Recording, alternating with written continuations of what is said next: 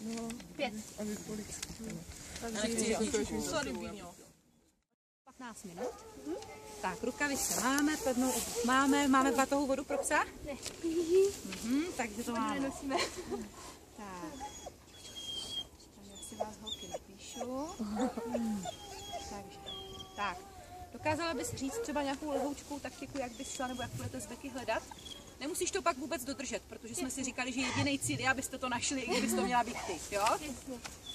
Tak myslím si, že nejdůležitější, nebo je začít tady v tom rohu, kde začínáme jako první u těch dvou fáborků a projít to tak na šikmo dozadu, aby pes prohledával takhle průběžně zprava doleva, aby jsme se dostali dozadu do toho konce toho terénu.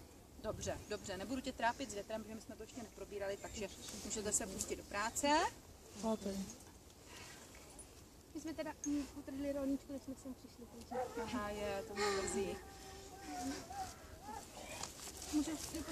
Můžeš dělat naprosto cokoliv, jo? Je to jenom čistě na tobě, odkud budete hledat, jak ji budeš posílat, jo?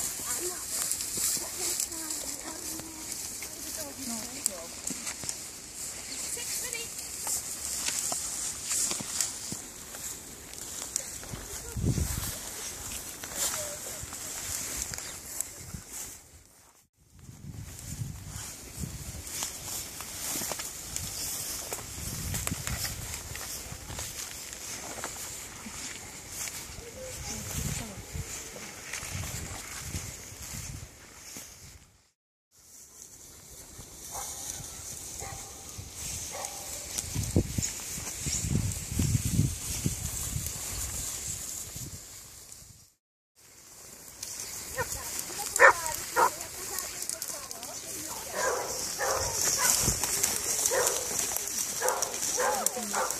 Výborně, to bylo dobře.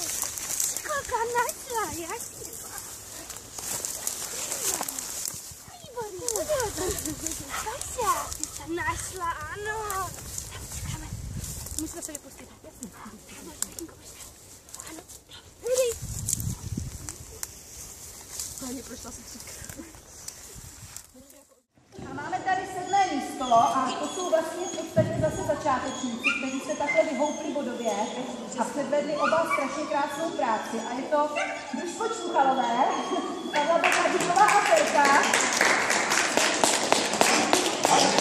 Tak, tady to je Pročirenka, tak, a Bekínka, děkuju. Tak, a tady to bylo Sutinou, Giro, 184 bodů. A v ploše 188 bodů.